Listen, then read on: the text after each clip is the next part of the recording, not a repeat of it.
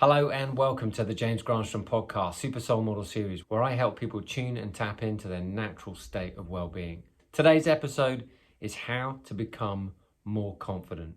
If you're new to this podcast, please remember to support it by liking, subscribing, and sharing with people you think are going to benefit from this content of well-being. As soon as you start tuning and tapping into this natural state of well-being, your life is going to shift.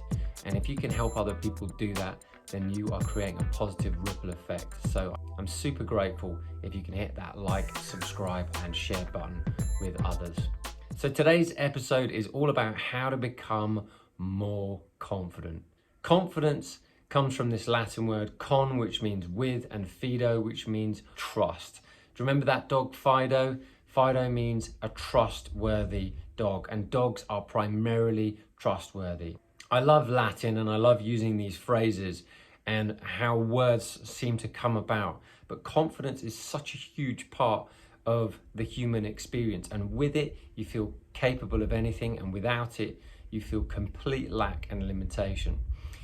I used to suffer a lot from my own personal confidence, which is why I'm able to come back from my own story and bring back what I've discovered and what I've found to be able to, so you can do it for yourselves. If you're feeling as if you're sort of stumbling a little bit in confidence in some areas, confidence is so important for your health and well-being, because without it, you can feel petrified, perhaps even fearful of doing anything. And you're only going to know what you're truly capable of when you start tapping into this level of confidence that you have to access within, and you have to practice it.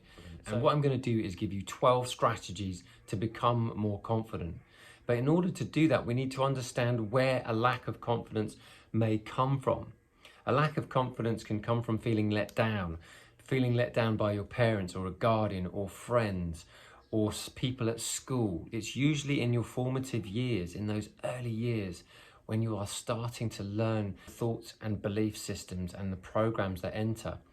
Dr. Joe Dispenza mentioned in a scientific post saying that 95% of adults are already fully programmed by the age of 35, meaning that all your beliefs, thoughts, and outlooks on the world are already installed by the time you are 35 completely. But actually in those formative years, up until about the age of 8, and sometimes up until the age of 10, like I've talked about in the subconscious mind patterns on a previous podcast. And if you want to go and check out the link on that, and I'll have it here in the show notes to this podcast. But your brainwave patterns are way open to sponging information when you're a child up until about the age of 8.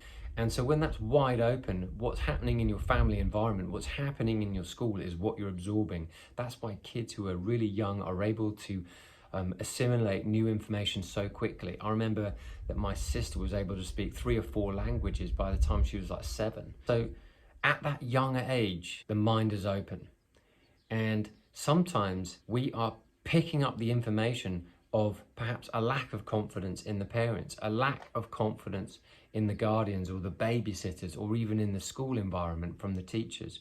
Where there is a lack of confidence, it can filter out into our brain and the filter out into how we're looking and perceiving the world. And as you move forward in life, you could find yourself operating at a limited perspective, meaning that you're not feeling confident in certain areas. And that could be to do with relationships and friends and getting on with people. That could be to do with how you're looking after your body and how you're getting on with your body. That could be to do with your finances. That could be to do with your self-esteem issues. All of this comes about to what you're picking up and receiving in your environment in those young formative years. But as you play out into an adult, you're still taking those perceptions, those filters, those programs, those limiting beliefs with you, which can sometimes have a lack of confidence in there. And when you start operating from a lack of confidence, you just don't want to fail anymore, because maybe you failed one too many times. It's humiliating. I know that when I was a kid, I had a fear of failure.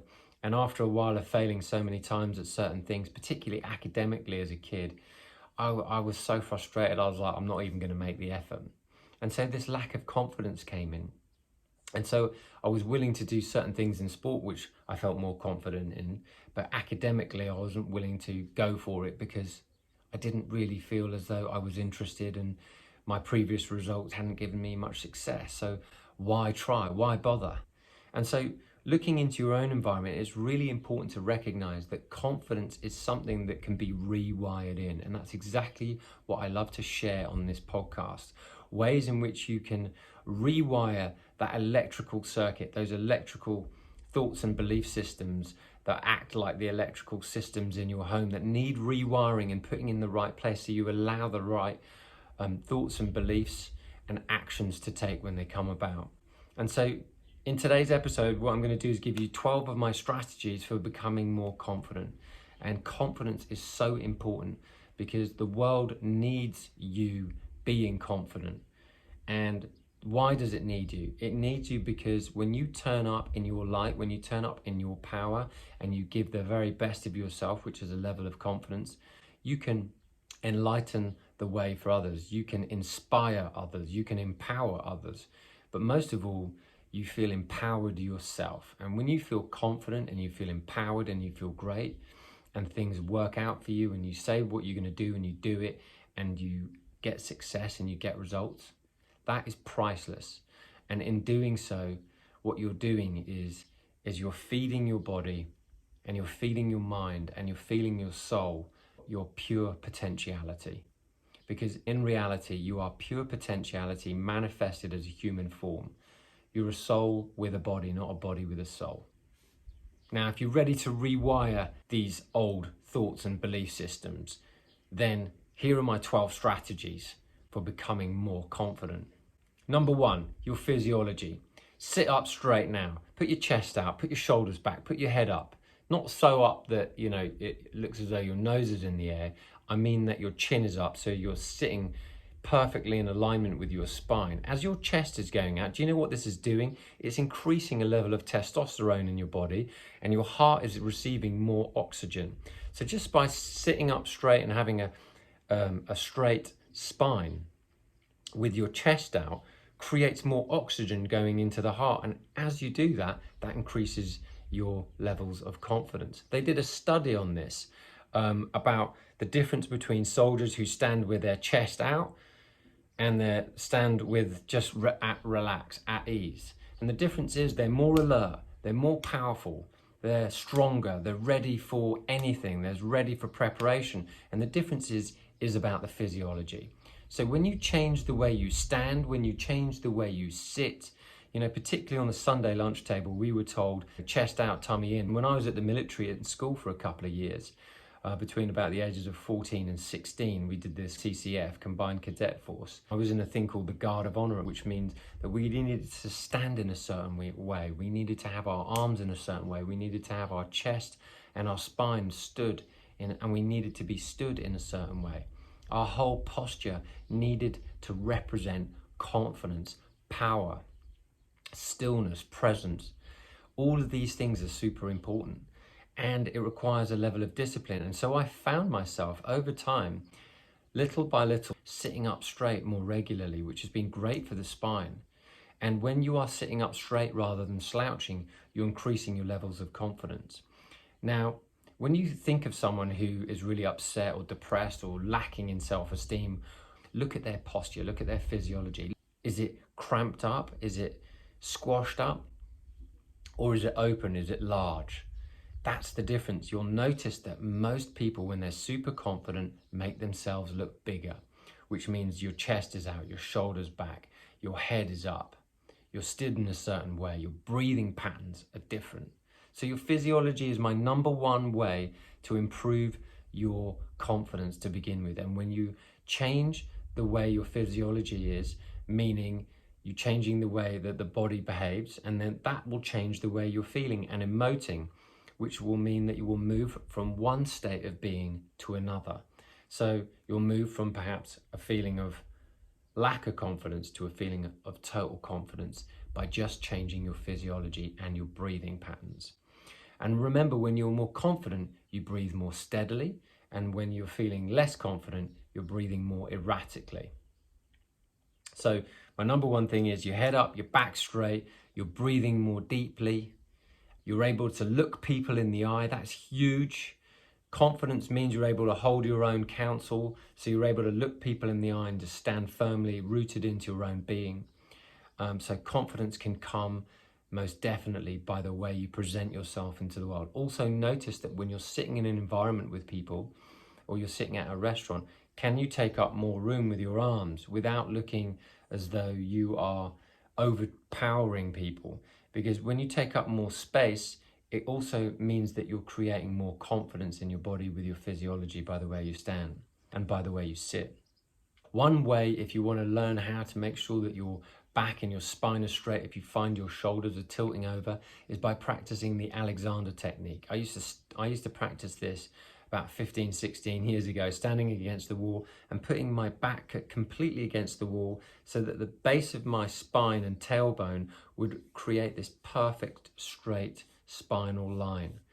And so that's a really good way to begin to practice this natural formation, which creates more oxygen and a dynamic energy flow up and down the spine.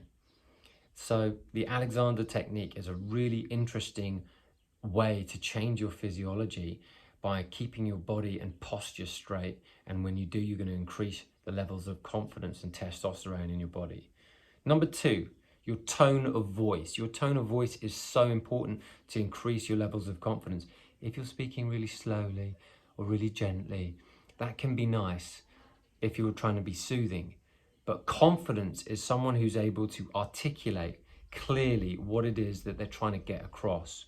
And your tone of voice, when it's got authority in it, will provide confidence.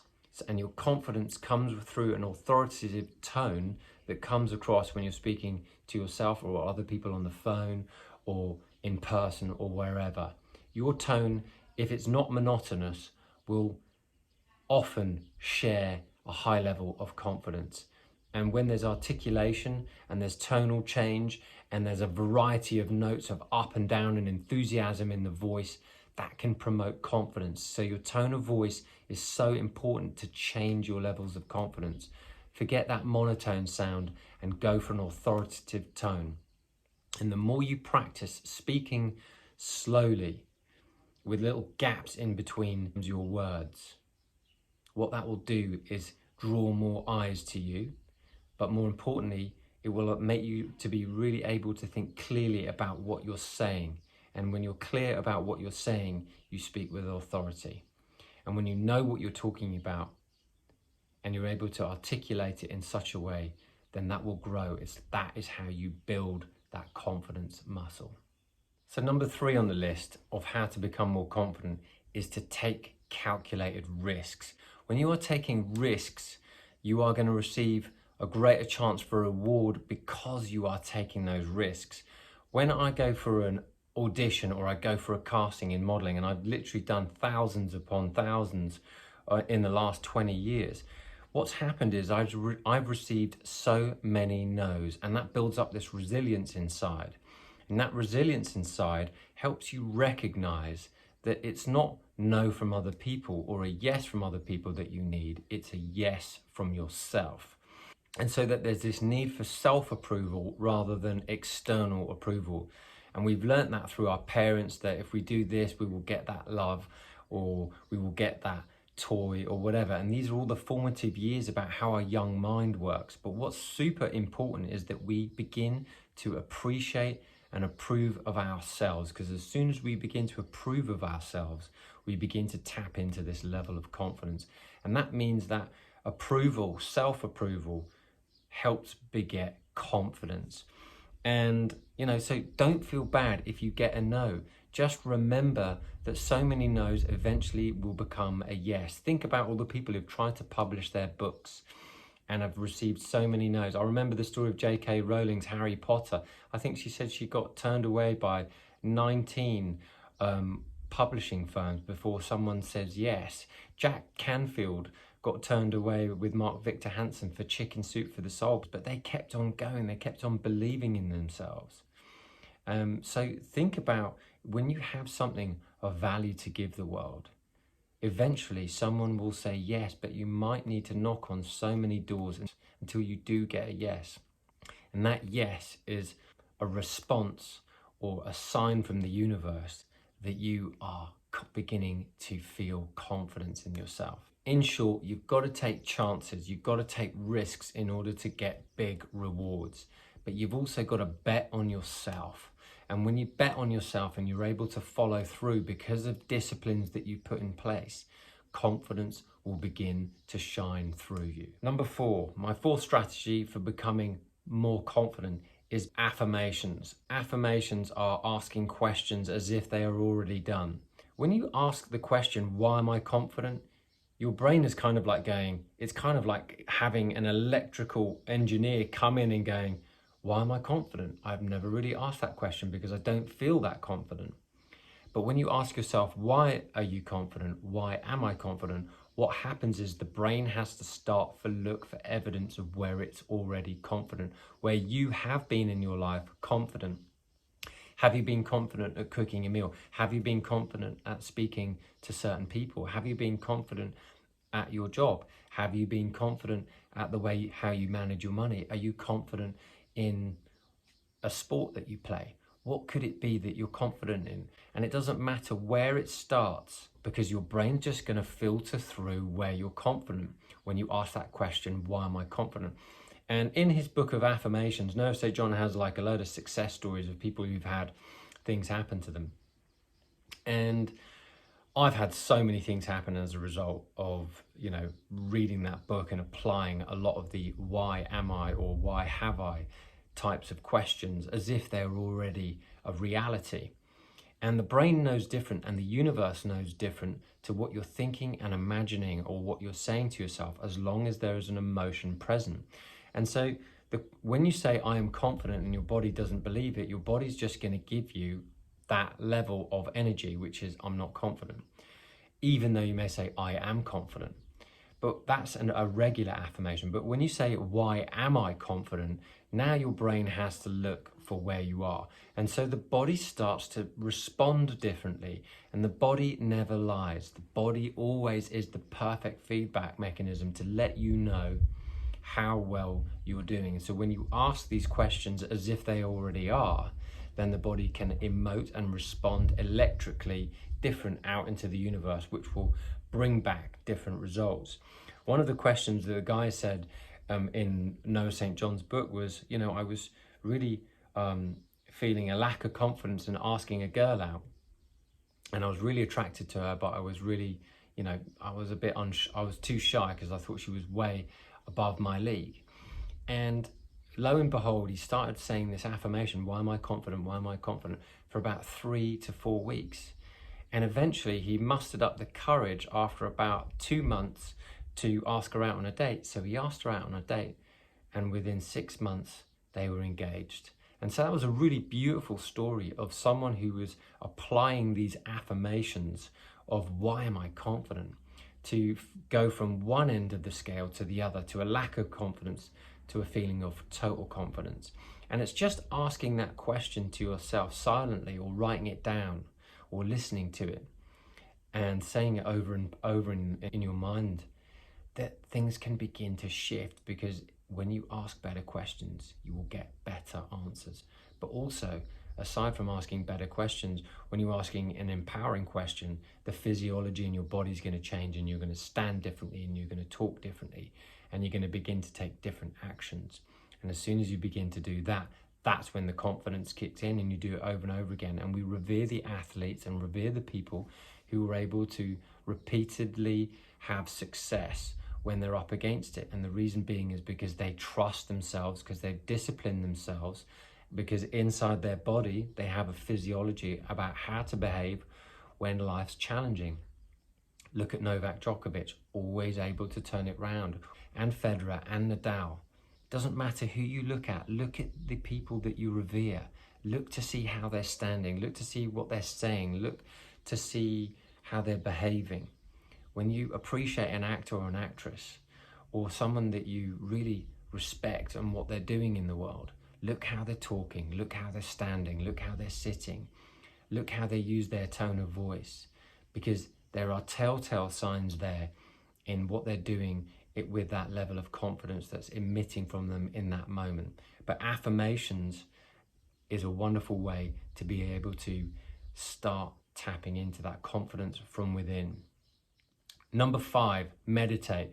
I remember before I started meditating, I was feeling lack of self-esteem issues and confidence issues. But as soon as I started meditating, I remember meeting an ex-girlfriend's mum, and she goes, "Oh my golly, you sound so confident now." And I'd noticed that the only difference between the last time I'd seen her and this time was that I'd been meditating and my breathing patterns were different. And remember what I was saying in number 1, which was the physiology. When you're breathing more deeply, your physiology is changing. And when your physiology is changing, you're tapping into this natural state of well-being that I keep going on about. And when you do that, because your breathing's deeper, then through things like meditation and present moment awareness, what happens is that confidence starts to exude from you very naturally, because you're tapping into this natural state of energy. You're not needing approval from anyone else because you're getting it from within. You're tapping into this energy stream from within, for your 15, 20 minutes a day or however long you're meditating. I was doing it twice a day for 20 minutes. Now that might seem a little excessive for some people, but that was the pain that I was feeling. And I was willing to do whatever it took to be able to rewire myself. And here I am teaching it years later. So look into your own experience. Look to see where you can begin meditating. Incorporate that if you haven't already. And for sure, if you don't know how to meditate, go and check out my 7 ways to meditate in 7 days challenge. It's a free challenge, and it's there to help you get going with meditation if you're new to it. It's outstanding, and it's based on your sensory primer. So go and have a look at that if you're new to meditation, you want to know how. Number 6 on my list for learning how to become more confident is exercise. Any strength building exercise helps your body feel stronger. And when we are experiencing more strength in the body by either weights or calisthenics or high intensity interval training, whenever we have some sort of resistance training, we're creating more strength in the body because our muscles are getting used. This works in sync with our mind as well in how we behave in the world. So when we are doing resistance training, what we're doing is building a physical strength, but actually simultaneously, we're actually building a mental strength in resilience as well. So having a strength and resistance form of exercise is so important to help become more confident. And so I love to do strength training at least 3 times a week minimum. And I might do cardio and other types of sports in between, but strength training for me is every other day, Monday, Wednesday, Friday, primarily for me. But getting that in, it's so important for your body to be able to be tested and challenged with resistance, because you grow through resistance and contrast. And so does your mind in its ability to become confident. And when you look great in your body, when you look great in your clothes, and you look great in how you feel in your body after you've done your exercise and fed yourself with great nutrition afterwards, what's happening is you're carrying that energy with you, and that energy is confidence. And so the better you feel in your body because you're doing resistance training and you're exercising, the more endorphins and dopamines you're getting, serotonins you're getting inside of your body. All these types of good feeling emotions help breed more confidence. And then the way that you carry yourself into the world, because you've had a workout and you feel much better, that helps breed more confidence. Which takes me into number 7, which is how you present yourself. Are you dressing well? Because when you're dressing well, it breeds a level of confidence. Are you confident in your color? I love to have a variety of different colors that I wear. And there's this thing called color confidence. Are you only just wearing grays and blacks and natural tones the whole time, just to be safe? Or are you color confident? Are you able to wear different colors that bring out the best in you? Because different colors certainly do bring out the best in you. If we're even looking at the chakra system, each color represents a different chakra on the system or energy center. I wear blue at the moment because blue is one of communication and it's one of trust. And if you want to be more confident, start wearing a bit more blue. Funny that, isn't that? As well, because when we start to trust ourselves, what's actually happening is that you are taking what your eye's picking up, and it's simultaneously using that information to be able to bring out that quality. And that's what the chakras do. Each color represents a different quality, a quality within. So if you're wanting to speak your truth a little bit more, which is what I do on this podcast, start wearing a little bit more blue. If you're wanting to experience a little bit more peace and harmony in your life, start wearing a little bit more green. And if you're wanting to feel a little happier in your life and a little more energized, start to wear little yellows and softer color oranges. And if you're wanting to experience a lot more energy and power, start wearing red. And if you're wanting to experience a more spiritual and regal aspect of yourself, start wearing purples and indigos. So each of the chakras bring out different qualities within yourself. But when you dress a particular way, it breeds confidence. Now, when modeling for me, I was wearing suits and beautiful clothes. It certainly brings out that aspect of yourself. So looking good in a suit or looking good in a beautiful dress or whatever it is that you wear, and it makes you feel great, that helps bring out the confidence. So how you dress and how you present yourself in the world definitely delivers a level of confidence. Dress for success, dress for confidence, dress for feeling good, dress for what makes you feel great in the moment. Number 8 on the list is integrity. Really simple, this one is do what you say you're going to do. If you do what you say you're going to do, that breeds confidence. And not only does it build self-trust, other people will trust you as well. And when you do what you say you're going to do, that confidence, that self-trust helps you feel proud about yourself, which is almost like an instant dopamine rush. Because when you do what you say you're going to do and you're proud of yourself, that creates a chemical in the body, and the body feeds you with those feel-good endorphins, and then suddenly you recognize that you walk your talk. And integrity to me is such a huge deal. A lot of government officials say do this, but actually do the opposite. And so the world is looking for new natural leaders with integrity. And that's always what I'm wanting to help create with this podcast, help bring out that natural leader within you, where you can operate from this natural perspective within yourself. And what that means is you walk your talk. And so doing what you say you're going to do creates this level of self-trust. You know, if you're going to be there at 8 o'clock, be there at 8 o'clock. Keep it simple. And if you can't do it, don't say you're going to do it. I used to find myself falling in that trap the whole time. And so now I like to under-promise and over-deliver. And if I say it's going to take an hour and I'm there in 20 minutes, I look great. And before I'd say I'll be there in 5 minutes, but I was always there in half an hour. That used to cause me so much resistance. It caused me to have a lack of self-trust, eventually a breakdown of personal self-esteem, and it caused me a lot of emotional anxiety. So don't be that person. If you find yourself being that person from time to time, just set under-promise and over-deliver. Say you're going to be there in an hour and it will actually only take you 20 minutes. And you start to look and feel better because you've got more energy flowing in your system, which creates greater confidence. And only do something you say you're really going to do, because then your word is really your bond. And a lot of words that people say are empty until they're actions. But if you can do what you say you're going to do and actually back it up with action, you will have a greater self-respect, you will trust yourself, and other people will trust you in the process. That's huge to becoming more confident. Number 9, self-talk. Self-talk it up, meaning talk to yourself in uplifting ways. Talk to yourself in soothing ways when there's a little angst going on. What do I mean by that? I mean, when you're feeling a little angst, start soothing yourself by saying it's going to be all right. There's always a way. Things are always working out.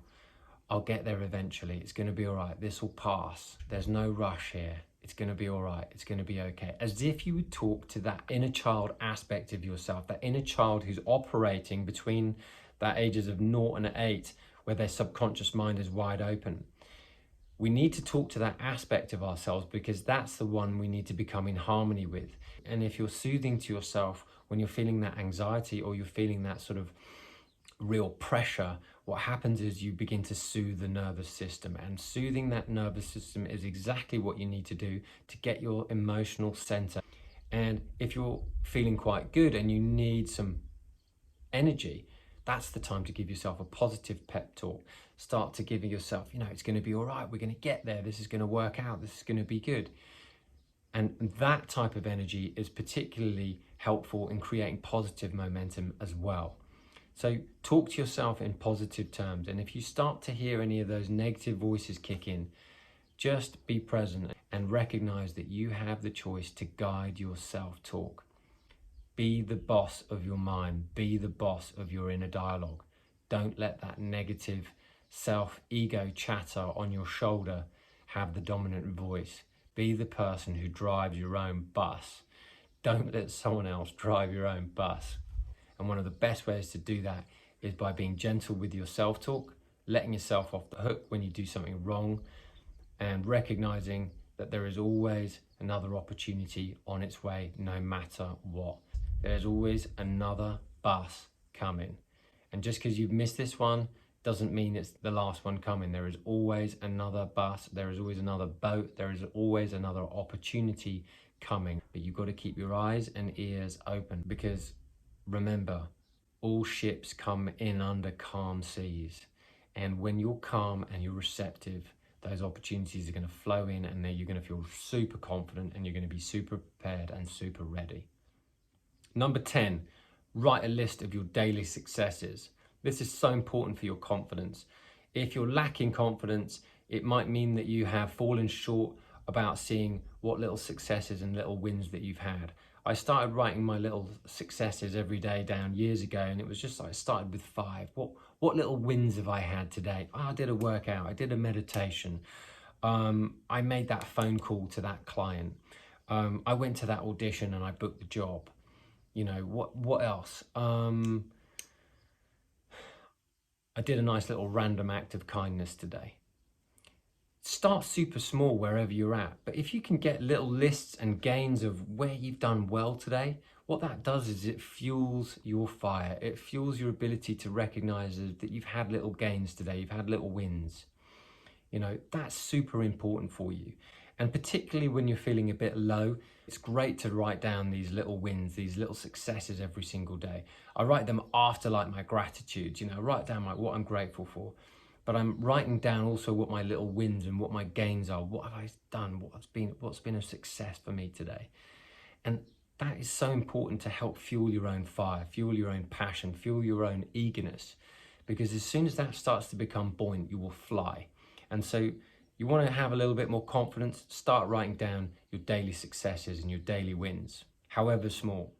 Number 11, this takes me straight into the next one, focusing on your strengths. When you're lacking confidence, you're noticing what you don't have rather than what you do have. And when you recognize that focusing on your strength is really important for you, then you're going to help to unleash this confidence from within. Confidence is recognizing what your strengths are, and perhaps even your weaknesses too. But maybe if you're suffering from a lack of confidence, it's because you've been focusing more on your weaknesses than your strengths. So focusing on your strength is so important, and such a beautiful spiritual tool that you can use, where you're using your ability to focus on something that you're really good at. What are you good at? Are you a good mum? What are you good at? Are you a great businessman and CEO? What are you good at? Are you a good athlete? Are you a great speaker? You know, are you great with your kids? Are you a great chef? You know, what are you great at? Are you a great musician? Are you a great actor? What is it that you are naturally gifted at? And when you focus on your strengths and how you're able to make an impact on this world, what's going to happen is you're going to begin to exude more and more confidence. And when I started writing down what my strengths are, I recognized that I was focusing on them, and then I just started seeing more and more of my strengths flourish. And my weaknesses, whilst I noticed that I have certain weaknesses in areas, and I'm okay to be vulnerable in those weaknesses, but I recognized that I have so many gifts and so many strengths, so I wanted to focus on those. And as I focused on those, I started filling myself up with positive energy, and you can too. So what are you good at? Where are your strengths? Write them down, give them attention, exercise where your strengths are. What are you good at? And can you do that today? How can you focus on your strengths today and activate and use your gifts and talents in a way today that will uplift not only yourself, but perhaps another human? And if you're doing that, you're going to breed more confidence into the body. Remember, confidence is this energy that exudes from you. You know, when you walk in a room and you have presence, that presence is picked up by people very subtly, like electricity, the vibes. that confident vibe when you walk into a room, when someone is present, that can be a huge game changer for whether you might meet the perfect partner for you, where you might meet the perfect person to enter into a business contract or a business relationship with. Who knows what it may be, but it depends on what you're doing inside of your body, how you're feeling, how you're emotionally driven in your world, and how you show up with a sense of presence. That's huge for your ability to tap into a level of confidence by being able to notice and understand and focus on what your strengths are. And number 12, last but not least, how to become more confident. This is so important, is setting goals. Set yourself outlandish goals, big goals, wild goals. And if you can set them down and write them down, what happens is your mind has to go to work. Write a bucket list of things that you want to do before you die. Write a list of things that you want to have happen in your life and that you want to attract. And when you write these things down, what happens is, and you look back on them from time to time, what happens is your mind begins to work on them. Because when you set goals, you've got something to look forward to. You've got something to live for. And when you've got something to live for, there's drive, there's energy, there's passion. And when there's passion, there's certainly confidence attached to that.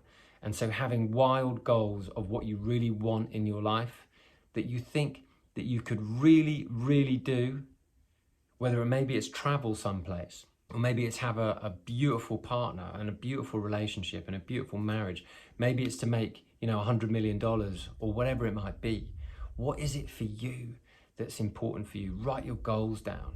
Do you want to contribute to other people's lives? Do you want to start up a charity? Do you want to start up a philanthropic charity? What sort of body do you want to have? What sort of weight do you want to be? Because when you write down what it is that you want in terms of a goal and then release your attachment from it, what's going to happen is you're going to bring and invite that energy in, which is going to give you confidence. Because when you have something that you're working towards or something that you want, there's life attached to that. And that life is enthusiasm and passion, which draws in huge confidence and makes you want to get out of bed every single day. If you're in a job that you don't like, then having a goal of having a job where you are flourishing and you're helping people and you're thoroughly enjoying what you're doing and making a lot of money from it, that's going to be super satisfying, and that's a goal worth having. It doesn't mean you know what that job is, but it just means that you know that that's what you want.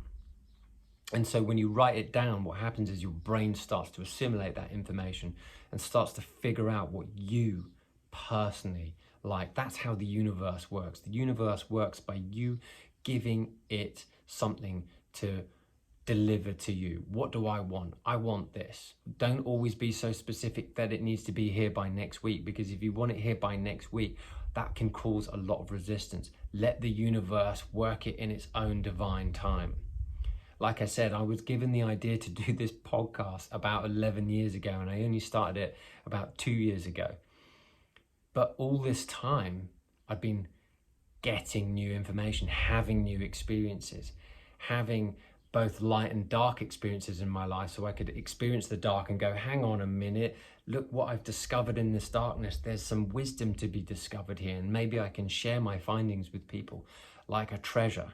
And what I'm trying to do is reveal these treasures that lie within you so that you can reveal them in yourself. And the greatest gift you will ever have is going into yourself and pulling out the treasure that lies within. And you do that when you become more confident.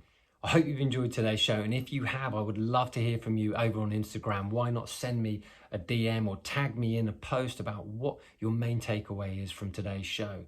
Today's show has got a lot of juice in it, but is there a takeaway that really resonates with you? Love to hear from you, so feel free and go over there, and if you want to, even DM me and I'll write back to you if you've got any questions at all on today's episode or any other episode for that matter. And if there's a subject you'd like me to talk about, why not drop me an idea on Instagram, and then maybe it might be your idea that I talk about in next week's show. As always, I wish you a wonderful week ahead, and if you haven't already, please remember to like, subscribe and share. And until the next episode, I wish you green lights all the way.